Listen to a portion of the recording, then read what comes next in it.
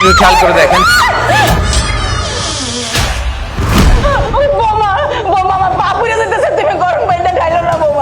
Munna belt দে।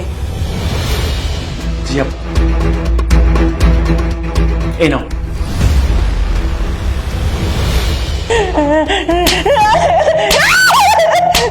তোকে আমি শেষই করে ফেলবো।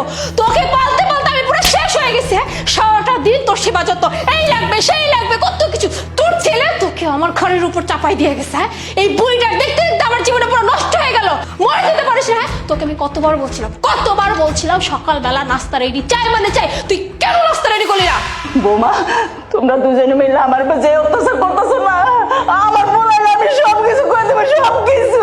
তুই ছেলের কাছে বলবি তাই না? ছেলের কাছে বলবি? এই তুই ছেলের কাছে কিভাবে বলবি? হ্যাঁ, তুই ছেলের কাছে যাবে কিভাবে? যাওয়ার তো আমি সব পথ বন্ধ করে দিছি। তোর পা তো আমি পড়াই দিছি। এই পা নিয়ে তো তুই ছেলের কাছে যেতে পারবি না, আর কিছু বলতে পারবি না। আবার বলে ছেলের কাছে বলে দিবে। এই বুড়ি, তুই সবচেয়ে বড় ভুল করছিস কি জানিস? সকালে নাস্তা না বানায় আপু তুমি ওকে আরো মারো। আর শোন, তুই যদি ঠিক মতো নাস্তা না বানাস তাহলে তোর হালে এইরকমই প্রত্যেক দিন হবে। ঠিক বলছিস, একদম ঠিক বলছিস। বুড়িটাকে তো মেরে মেরে শেষ করে দেওয়া উচিত, মেরে শেষ করে দেওয়া উচিত।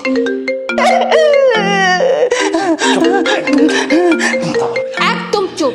তোর ছেলে ফোন দিচ্ছে, একটা যদি তোর আওয়াজ